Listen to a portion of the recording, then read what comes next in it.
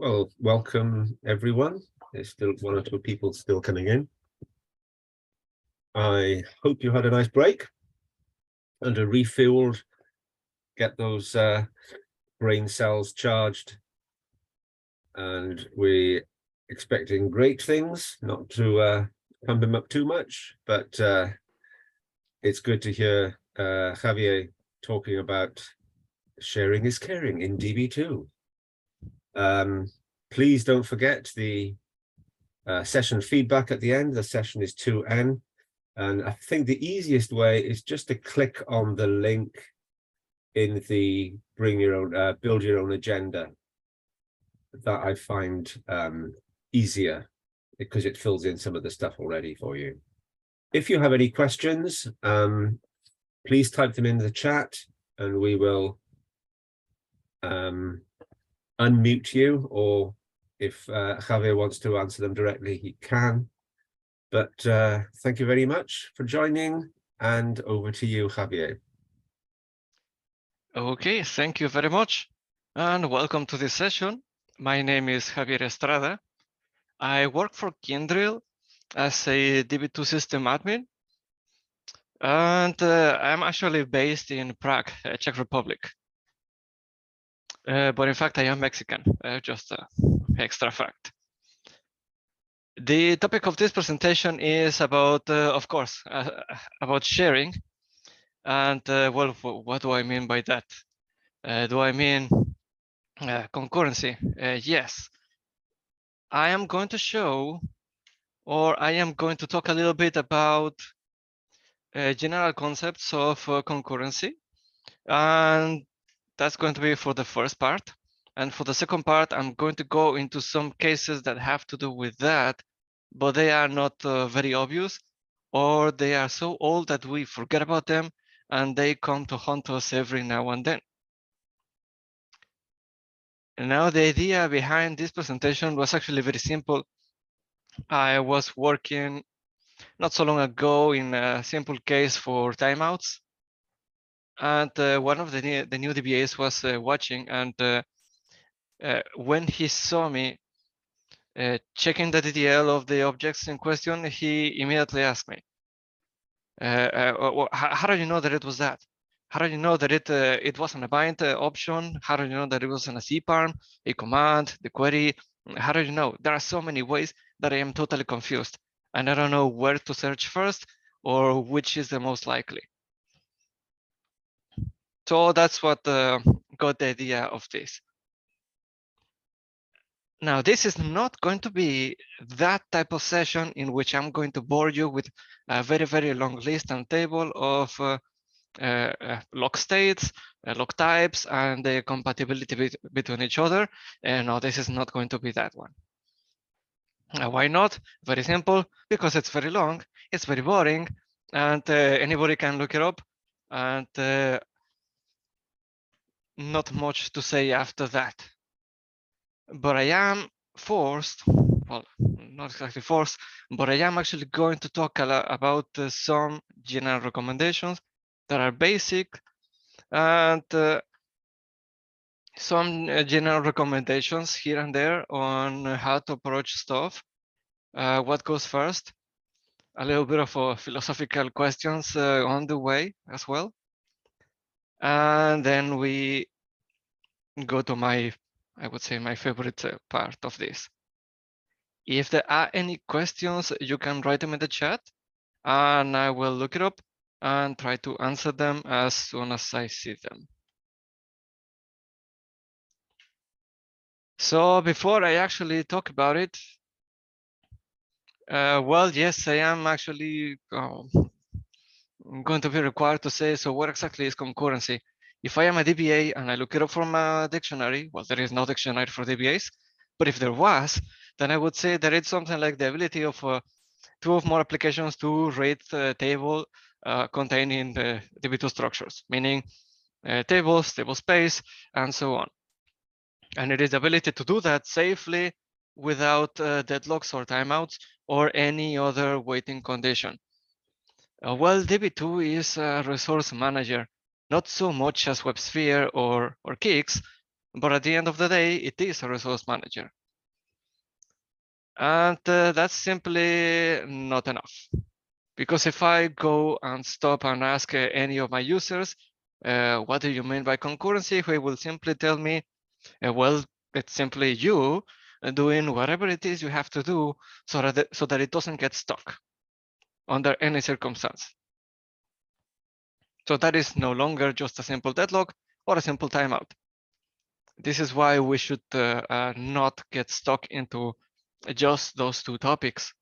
There is so much more than that. So if I actually put it that way, to do everything I can to let it flow, then what that person simply said is be a DBA and do your job. As short, as simple, but as big as that. So I am not going to take a look at just this. I'm not going to be taking a look at just the log sizes or the log types or which object is being logged. There are so many things that they are literally going to keep us busy every single day.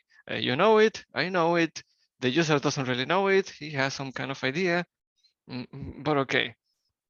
And as usual, let us not forget about one of the golden rules. I used to have this kind of rules for people. So I remember that number 2 is the user will always think that he is the only one using the system. No matter if it is a mainframe user, if it is a long-time user who has been with you for decades, but if it is a new application that just came to you, they will always think that they are the only ones. You cannot really blame them for that, but you have to do anything you can so that they will still somehow live as if that were the case. And that's because in the world of Linux and Unix, people would usually make only one virtual machine for that application. So one virtual machine for the database, one virtual machine for the application server, and that's all they know. So we have to do whatever it is to make them think that somehow it is just the case, but it is not. But it's okay, they will never know. So there are 3 ways in which I can actually do my job, let's call it. So in the minimal way or the minimal approach, I am going to care only about those deadlocks and timeouts. If I am an application DBA working for only one application, this might actually be the case, but it is so weird that, well, I would believe that the most people in here are the general DBAs or Db2 system admins. So we have to look at everything. It is not just one application, it is hundreds. And yes, I am also that kind of guy who has a 30 something LPARs, tons of data sharing. Yes, so knowing what one application is going to do is virtually impossible. Yeah, okay, so we cannot be this guy. Now, the better approach, which is getting into the philosophical realm, is to give recommendations whenever I can. I'm going to look at it in Query Monitor, in main view, or in Detector, and I'm going to say, okay, if you keep doing this, you are going to get into trouble. So I recommend you that you should change this query for this instead. Or I took all the liberty to run and explain. There was a very nice session about it just a while ago. Say, okay, so based on this, I would say that we need to make an index here and here, or we can even change the order of the predicates here and there. Okay, let's get into that a little bit later. Or the even better approach, or the best approach, is to be a DBA, check everything. But what can I check? So I can check. Well, this is just a very short list of the stuff that I would check if I had an issue in timeouts or deadlocks or general concurrency, and I didn't have much of a clue. In this presentation, I'm going to show, or I'm going to talk a little bit about this one at the end. I am not going to talk about buffer pools because that deserves a another very long list or a very long day of studying, but I saw that there is another session of this today, later, if I'm not mistaken. So I really want to get into that one. What I normally do on an everyday basis is, well, if I am not attacked the moment I get online, I would look up my screen of my favorite monitor and see and hunt for wait states or log waits. I would look at packages very rarely, depending on what kind of interaction I have with the other DBAs. So, well, you have to split yourself here, here, talking to people about here, somehow being omnipresent and know about this one. This one is kind of tricky. And well, there is a ton more. I have only one brain, 2 eyes, and I cannot be in 1, 2, 3, 4, 5 places at the same time. So, okay. All right. We will get into some general recommendations here and there whenever they apply. So what I tell people when they ask me about it, they ask in a general sense, what was the problem and what can I recommend to do? And how can I know so much in Db2 that I can actually get a good sense of what change is going to do what kind of impact? And what else should I be looking at? I am going to mainly focus into this part, and the rest is going to be more for general recommendations. Because, well, I don't know how long you have been here working in Db2. I have been on this for 15 years, and I am still being haunted by stuff that was released in Db2 10. Because everybody forgot, I forgot about it, but then it is coming back again every now and then. And I don't know if you have been here long enough, but you might have heard this question. Hey, somehow I need to work with stored procedures. I looked into the SQL reference. It didn't tell me a single thing. I am still the same as confused. So where should I go? And then you say, you know what?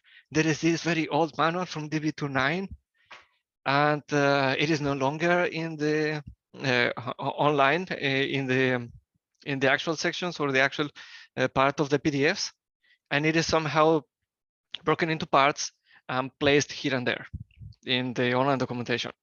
But this is the centralized place that I would recommend that you take. But it is version 9, and it is pretty much still very valid and the best place to learn about it. There used to be these kind of books. It is not an uncommon thing, even these days. There is another book as well for concurrency. I have the link for that at the very end. And there is another one for performance that I also really like. There is a ton more, of course, now that we have FTPs and pseudo index cleanups and many more other topics, but the basics is still pretty relevant. All right. So I usually, when I deal with this, I say, let's split things into 2 sections, what I can do and what I cannot do, but I can recommend to do. What I can do, I split it into 2 further sections, what I can change now and what I can change later. So this is why I was in that time looking at the DDL first. Okay, let me see what I can change right now. Okay, no? Okay, so let me look at the bind options. Okay, maybe it's just an utility, so let's take a look into that. We can just replace, change, resubmit, that's all. Bit more complicated, all right, so let's look into the timeout for waiting for locks. Or there are also many other parameters. I will mention some of them as well. And not that it is very public, but it is not so hidden info. But some time ago, and I don't say recent, Chris Cron released a general recommendation of cParms where he gathered the output from, I believe, 80 sites. And he was talking about section by section. Okay, this is what most people do. This is what I would recommend. Most people do default in this place. I would not recommend to do that. It's a very good place to look into as well. Now for the philosophical part and the most painful part. Yes, I know that the query isn't the problem. I did the proper explain. I know everything that is to know about that query, but what can I do about it? I can just send an email or make a phone call, write a message, and then literally just pray that some miracle is going to make it happen. So this is one of the this is what I normally stop, and I tell some of a real life lesson that I got in my early days as a DBA. Well, it was back in the days, Db2 version 5 and 7, we had both. So I did what I thought was the correct action by recommending a change in the query. And I said, well, simply do it as simple as inserting the isolation level that will use the least amount of logs. As simple as that. Most people in here already know about it.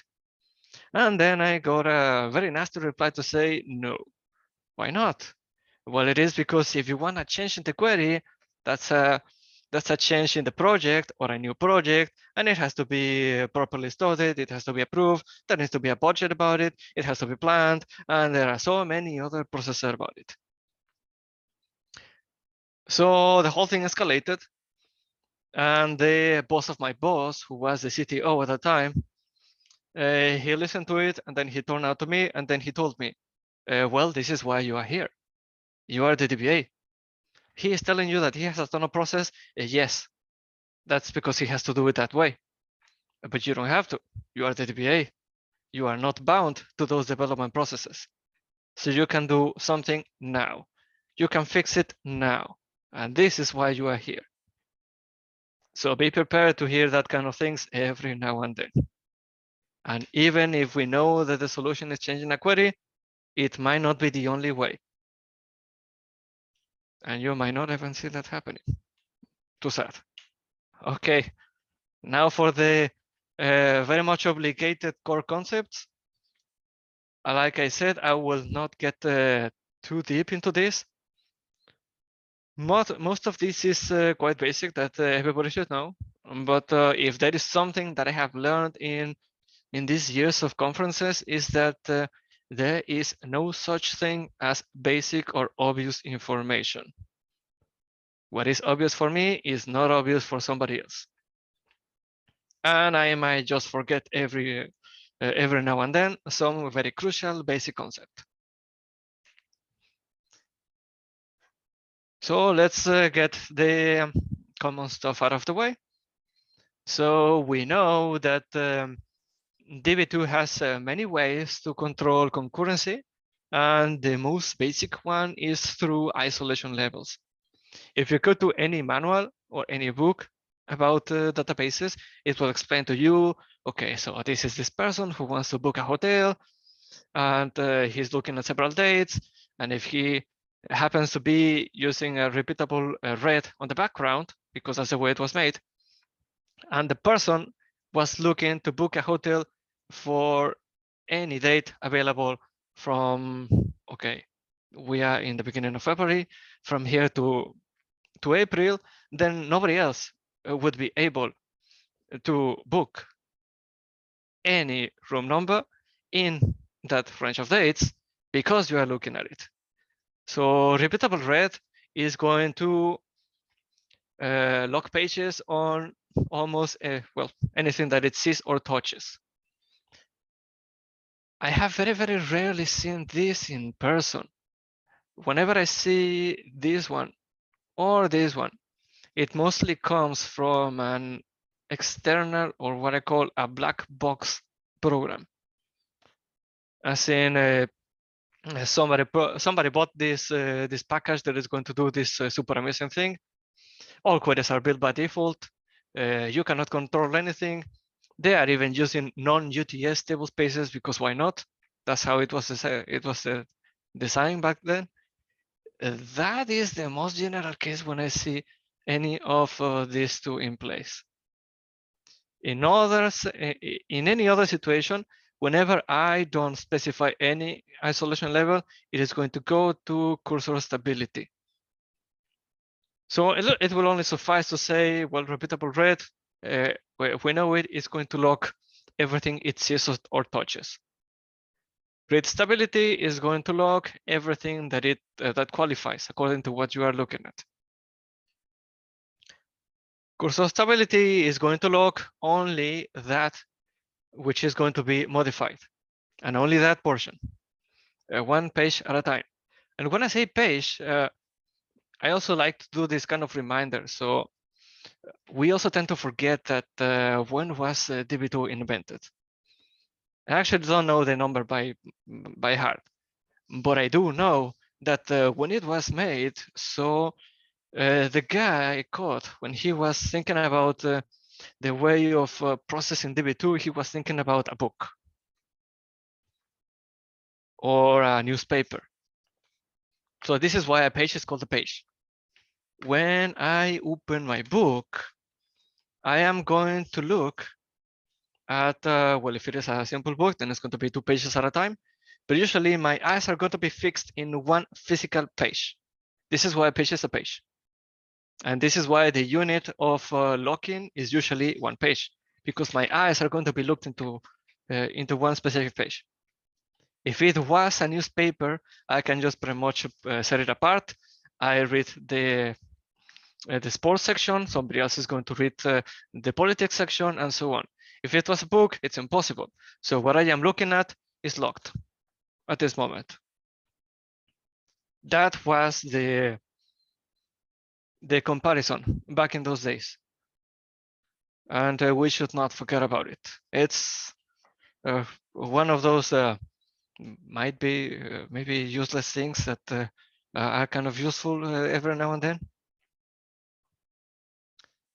And all right, so what most people say at the end of the day is, if I am going to work in data warehouse, or if I am going to do only read-only operations, please, please, please, please, please try to use uncommitted thread anytime you can, unless you want to be the one I am going to hunt for.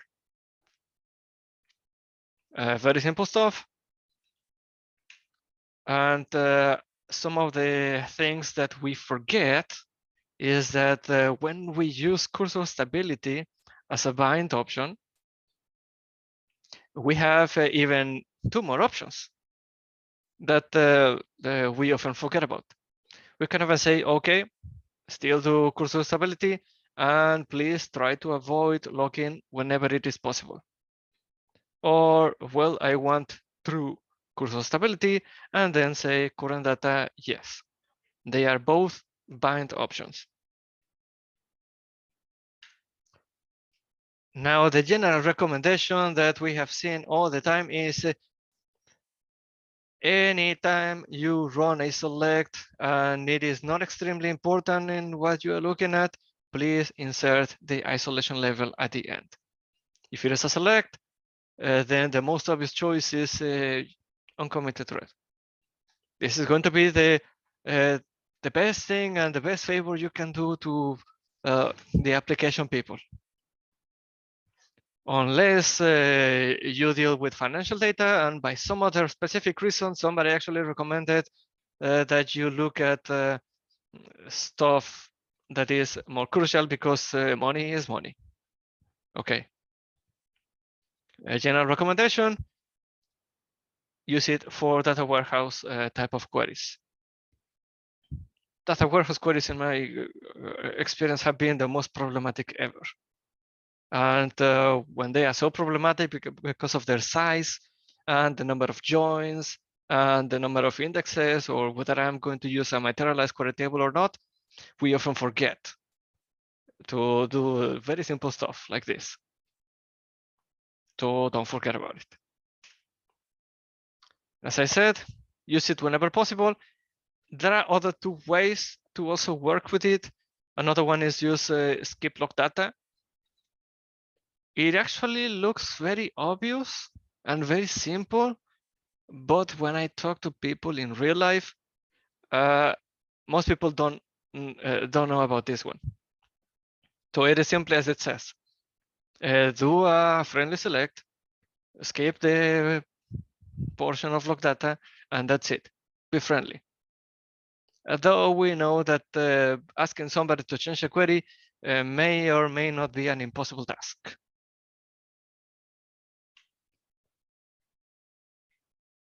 All right, that's for simple stuff that I can do anytime and as a general way of living. Now, if I go to the manuals and I see, because there is an actual section in the administration guide, where should I go and in what order if there is a suspected problem in timeouts or concurrency. Here I am paraphrasing the steps. I kept this one intentionally the same. Check the lock rule. Oh, what is a lock rule? What is a lock rule? Why are they not using standard normal English language? And well, I am Mexican, so my language is Spanish, and the translation in Spanish is way, way, way worse, of course. Okay, we will look into that. Checking the packages, do the usual display of logs, display claimers, or display the object and see what is holding it with what type of log type. Like I said, I am not actually including log types and that information here because it is quite long and can be used, can be looked at anywhere. We already mentioned the isolation levels, and at the very end, check at the zparms. So, what is a lock rule? A lock rule is another way to say, well, it is a DDL. Simple. Like I mentioned a while ago, if I look at my book, my eyes are going to be locking on a certain page or line, but in a more general sense, a page. So if I don't say anything when I create a table space, the log size is going to be any which equals page. This is more often than not the biggest problem in any problem that relates to concurrency. So the first thing I would do is to check the DDL, see if it is any or page, and if I can, change it to row at that moment. It's in some places, it is a general rule to set it to row whenever it is a DDF application. As a hard, written in stone kind of rule. So you just simply do a select. Well, a select into the catalog that will tell you what is the log size, and then you do the alter. And if you do the select on the catalog, well, you go to sysTable space and you find the column log rule, or go to your favorite tool to extract the TTL. That's the log rule. Very simple and very easy to check, very easy to fix as well. And some other things that you might have heard is that, okay, I'm going to change the log size. You know what? Check as well the member cluster. They usually come together. It is going to ignore clustering. So it is going to work on performance of inserts. And remember, concurrency is not only deadlocks or timeouts. It's whatever makes it flow better. So this one also comes as a general thing you might hear. And at the same time, somebody says, well, now that you are at it, use track mode now. If I do this, then I have to be more consistent in my reorgs. I have to pay more attention into how inserts are going to be behaving. And for this case, it's going to be updates. This one is going to control what pages are being modified whenever there is an actual update. So internally, a page is going to have a field that says, has this page changed? Yes or not? Normally, it would have this label inside, and that's how Db2 would know what to process in case of an incremental copy. If not, then it is going to use RBAs or LRSNs. That's just a bit of extra info. And that's for queries. And how about utilities? Utilities work on claims and drains. Claims are a simple way to say I want or I am taking a look at this particular object. It is not going to hold it, but a drain will. It will say, I will take from now on complete ownership of this object. There is another kind of long list in the manuals that says which type of utility is going to use which type at what phase. And they also have classes. So I'm also not going to include the table here. It's just to mention that there is also such a thing for utilities. And if you want the general way, anything that can run safely and will not use a drain is, well, now you have seen it. Stop.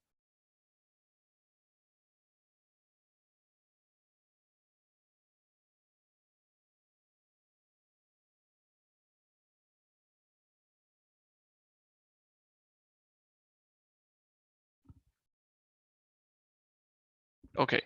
Oh, you've gone quiet. Yeah, that's better. Okay. Okay. Yeah, my microphone was turned off. All right. I see a question that says, can I elaborate on the role of member cluster? So, well, it's actually quite simple. By standard rule, if you have clustering indexes, it will try to obey it. And then you have to pay attention to the clustering ratio by those super famous queries that look into the catalog and real-time statistics and tell you if the percentage has varied for more than 20%, then do a reorg.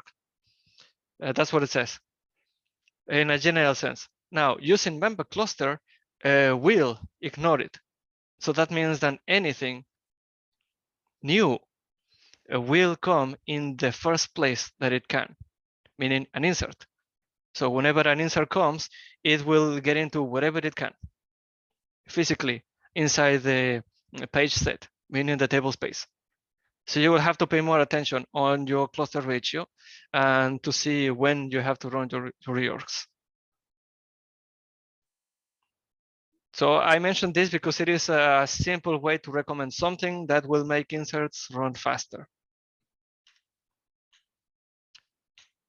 Okay, so back to the topic. So anything that is shelvable change will not use a drain. And of course, if I logically think about it, utilities that do use drains are mostly reorgs, but they do it in particular phases. Whenever it is going to do an unload, it will be a simple claim. Whenever it switches to the log and switch phases, it will do a drain. So like I said, every utility has several phases and the claim or drain will vary depending on what the utility is and what the phase is. General recommendation, if you struggle with reorgs, which is the most frequent thing I see every now and then, is there is also a recipe. Whenever you can, use drain all.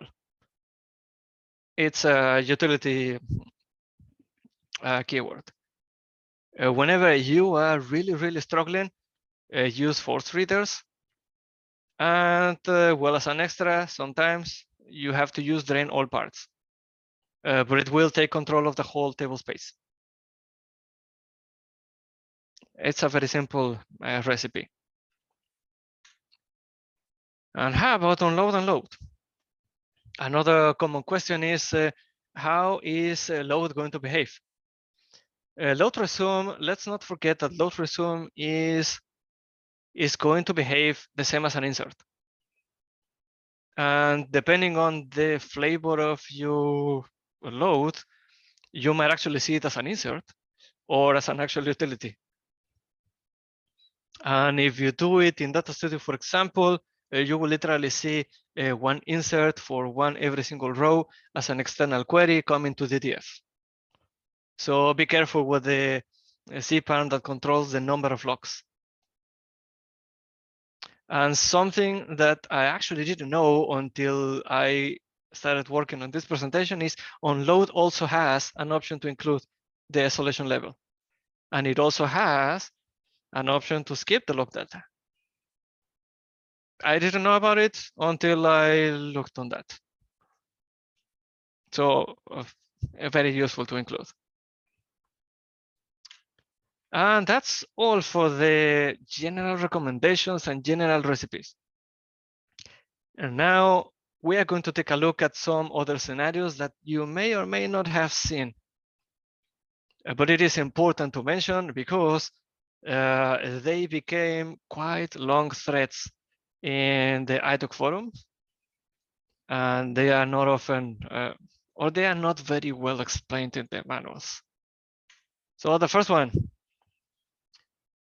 I executed a drop table space and I have a -904, but the object in question is syslog ranges. What? It's just a simple drop. I cannot change the query, it's just a simple drop. I cannot tell it, okay, drop a little bit, do commit. Drop a little bit more and do commit. I cannot do that. And I cannot change the DDL because it's a directory. So what can I do in this case? And it's even more confusing when it happens in data sharing because the recent code might actually point to the limit of the lock list, one of the structures in the coupling facility. And then what? So what do I do? Well, think about it for a second. What is the drop going to do? It's going to delete the data. It's going to erase a vSAM. It's going to delete authorizations. It is going to delete all dependencies from all other tables, and it is also going to delete all information in syscopy and syslog ranges.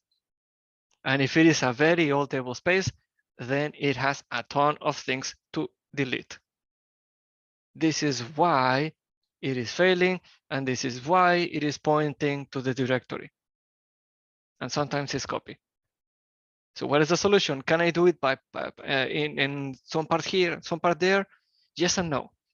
You cannot split the work of the drop, but you can help it by executing a modified recovery so that it deletes all records from syscopy, and then you can also take out the log ranges. And after that, you can finally execute your drop. Simple drop, big headache. Now, this is another topic that we often forget about. Most people in some places, they set it up once and forget about it. So it happens that some people just happen to have a problem and this topic comes to mind. And what is it? Who did it?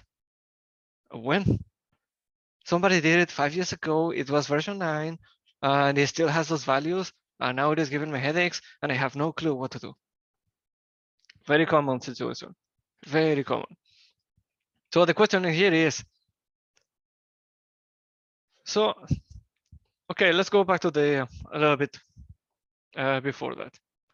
If I work as a DTF user, everything has to run in packages because this is Db2, and I know a little bit that the null ID packages are going to be providing support for DDF.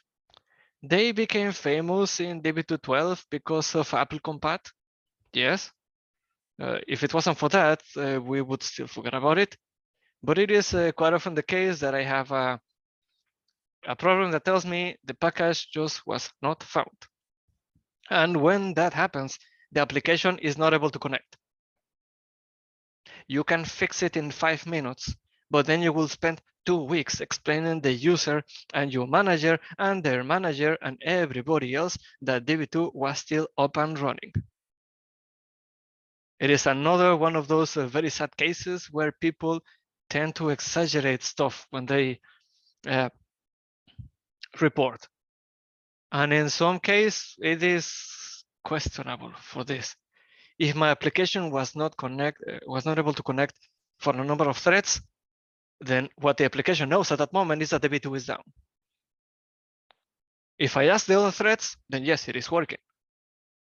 But for that particular user and that particular person, it was down. That's what they are going to say.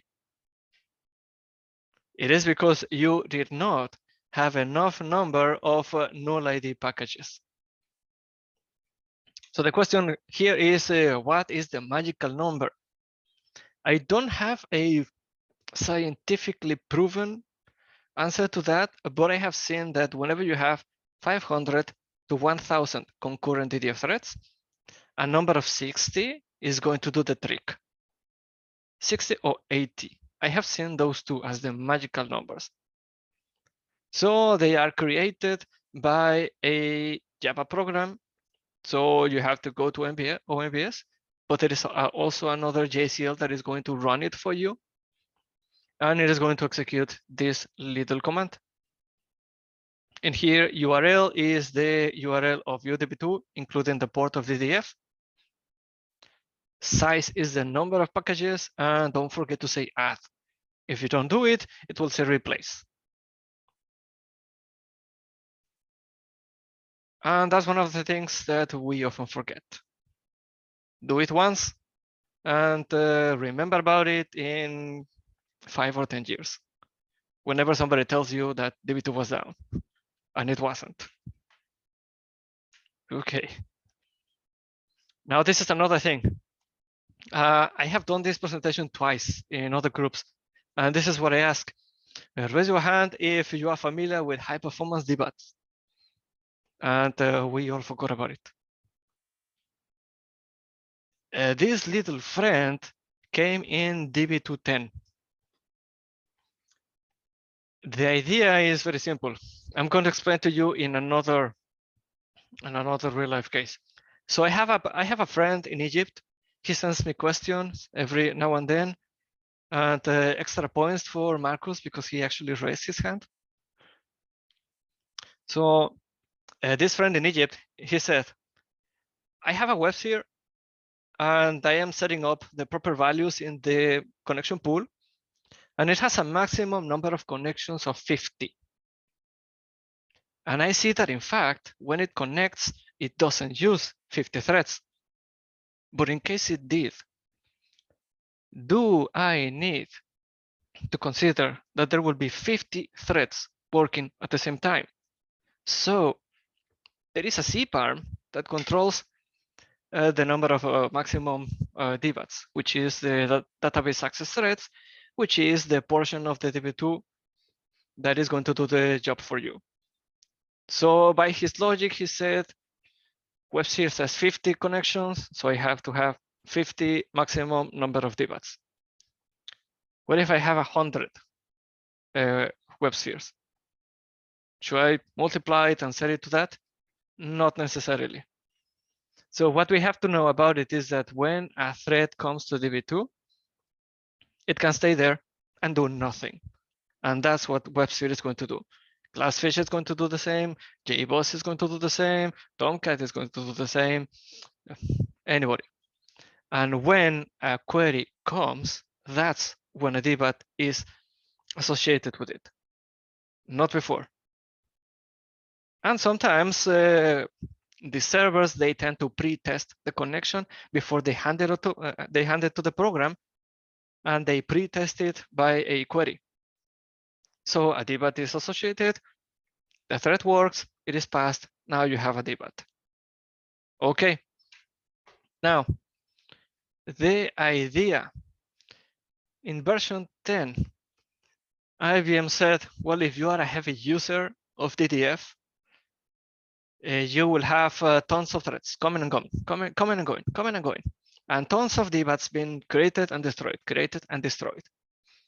And you're going to waste a ton of resources in that process. So in version 10, they reduced it by enabling something called high performance debug. The problem at that time is that we didn't know about it, or we didn't think about it properly, if I can say it that way. We thought it was a universal thing. So you just set up your all your DTF threads to use this, and that's all. I'm happy. I have CPU and time savings. Well, no, this is not the case. That is the problem. The recommendation that came after that, and after several PTFs back in the day, because I suffered those headaches, is do not use high performance debugs for all of it. Only use it for particular applications, and do not use them, especially if you know that the application will use log table statements. Why? What's the problem? Isn't it good? I'm saving time. I'm saving CPU. It was released by IBM. So what is the big deal here? Okay. First things first. If I actually want to activate it, I have to change a cparm, and then I have to go back to my Db2 binder utility, the one that creates the JDBC packages. And I'm going to use this little parameter, release the allocate. That is going to do the job. After that, I go to Spoofy or whatever I want to execute this command. Either of these two options is going to turn it on. It will mean obey this parameter and do pooling of the debugs. So debugs are going to be pooled and reused. That was the old way. Now the new way, thanks to Db212 and thanks to these threads, now we are going to associate a collection so that we can route applications to specific collections. And if I tell it to obey the parameter, then some will actually have it and some collections will not. I know it is almost impossible to know which is the right one, and it is almost impossible to know if an application is going to execute logs or not, because I have hundreds or maybe thousands. I am on the same problem as well. So if you have seen this headache, it's because most likely your application did, and you have to take a look into this. And this is not deadlock, this is not timeout. Well, it will create that. So the recommendation, and now there is an explicit section in the manuals for this problem, is send applications to specific collections or completely set it off. Because I might be stuck on alters, I might be stuck on binds, I might be stuck on some other changes, and I have to do my change and the application is still running, but I cannot block it. So I will just turn it off for the time being. The problem is that whenever a debug is pulled, it will still contain the log. Logs are normally released at commit time. But thanks to this little friend right here, the story has changed. So the debug will still hold the log. And if somebody comes to do this, bye-bye. So be very careful. And that's something also we tend to forget.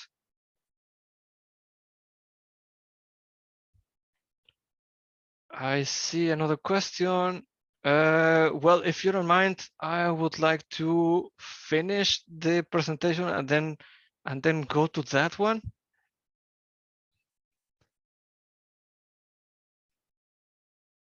All right. Okay, because I see that I am a bit short on time. All right. So for the last topic, service classes. This is the one thing I would tell people not to share between everybody. And the problem I see here is that usually whenever it has to do with WLM, we just sit and tell the system programmer to take care of it because it's their thing. It's not Db2, right? Well, that's the problem. The system programmer can do anything you want. He can associate a service class if today is Tuesday, if today is Wednesday, if I am working here or from a cafe, and if it is raining, or if or even if I am hungry or not. He can do all that, but he has no idea what to do for your Db2 because you are the one in command. So this is why I tell people, please get to know a little bit of the basics at least. So the thing is, when a TTF thread comes to you, an enclave, COS enclave is associated. And this enclave has in return a service class. That's the relationship. TTF thread, enclave, service class. So it has to be categorized. If I don't do anything, it will go to sysauthor, and it means no priority. So everything runs slow. And that's something you don't want your applications to share. How do I see some of this stuff? If I go to SDSF, in the main menu, I see this option. So I just simply type ENC. And then I see something like this. Here I will see, okay, this is EDF. This is the service class. It's the same one, maybe not so good. And it belongs to this Db2 subsystem. If I type I information, it is going to give me this screen. Most people use the user ID to classify. So if this comes from a certain user, they will have service class 1. If this comes from another one, they will have service class 2, and so on. That's the most typical approach, but there are many other ways to do it. Once you have this, you can actually go to the sysprog and say, okay, so this guy is going to have more priority than this block. And that's how the conversation starts. Now that's real progress. And we can also confirm that, yes, it comes from DDF, dist serve. So there are many ways to classify. Either it is by plan, but does it work? Well, everything will come through this serve anyway. User ID, yes, it works. Can I differentiate by IP address? Yes, I can, or not, depending on your server. And the same for workstation. The general recommendation is preferably don't give it all the same. Don't. Make distinctions anytime you can. So once you actually get to that, you will say, all right, for anything that comes in DDF, I will associate a name. I will give it a service class. There are here some other examples. For example, if it comes from this web server, then I give this one. If it comes from this plan, then I give this one. If it comes from this user ID, then I give this one. But like I said, most people tend to use user ID, and usually that is enough. It is sufficient just to know this so that you are not lost. And that's all for that little lesson. Please get to know a little bit about it. There is another dedicated session on that. I saw it in the agenda, so take a look at it. So like I've been saying a few times, it is not just deadlocks. We mentioned high performance DBAs, we mentioned WLM, we mentioned how utilities work, we mentioned JDBC packages. It is not just the DDL, it is not just the log type, it is not just a claim or drain. There is a ton more. And yes, there are many more things that you should also consider. So it's a whole career. And like I said, there is a book from version 9 that already contains all of these topics and more. It is right here. And there is also something similar for performance. They are very closely related, so take a look at that. But at least performance was actually updated, while the other was not. And that is all I have to offer. Now, I saw a question that says, how to avoid load escalation problem in the system?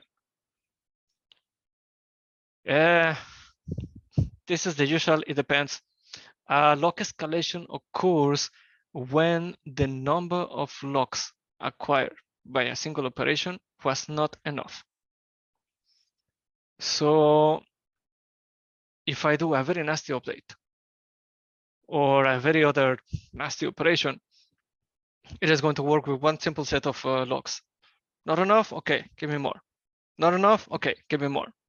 Not enough? Give me more. Until it gets to a point that will say, okay, this is not enough and it was too much, so give me the whole table. Or give me even the whole table space. That's when log escalation occurs. Usually, you would be playing with the log size of the table. If I mentioned some of this in the very beginning. So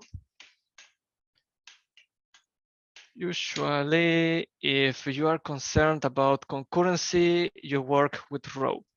But yes, you may actually be putting yourself in danger because row is the lowest number of the lowest size of log. If you want more, then you have some chance of getting log escalation depending on what you're doing. If you are seriously having trouble in that and you are not super worried about concurrency, then you could change to page. And that's something not so intrusive. That's something easy that you can do. But if you are still having trouble after that, then you actually have to take a look into what was the activity causing the log escalation. There is no such direct solution to that. You actually have to take a look into what happened and what are the sizes of those logs. If I can add my experience here, I'll just jump in. It depends on, as Javier said, depends on what the log size is originally, but it also depends on whether you've got access to the application itself. If your application is acquiring too many logs, then you might want to reconsider the design of the application, acquiring fewer logs, committing more frequently, things like that.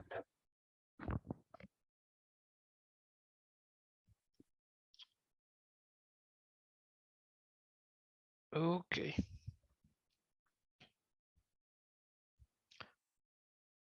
Any other comments or questions?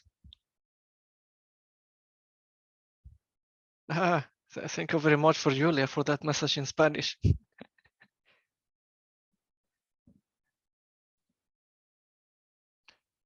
Okay. So thank you very much to everyone. It has been my pleasure to be here. It's just my second time I present in GSE. I hope there are many more in the future. So I'm really grateful for this chance. Well, thank you very much. Thank you very much, Javier. Muchas gracias. Gracias. This will definitely be one of the presentations that I will keep in my back pocket because there was a lot of information, all very, very useful and very practical. So thank you very much, Javier. This is a good, interesting presentation with lots of real life relevant information, exactly what we want at the GSE conferences. So thank you everyone for listening, for joining, and please fill in the session feedback forms, because it's your feedback which generates good content for GSE, for you to listen to and to watch. So we've got a half-hour break, and let's see, who have we got next? It's Bob Bisano at 12 p.m. talking about getting more value from DB2, no matter what the version or function level. So thanks for joining, everyone, and have a great day, and we'll see you soon.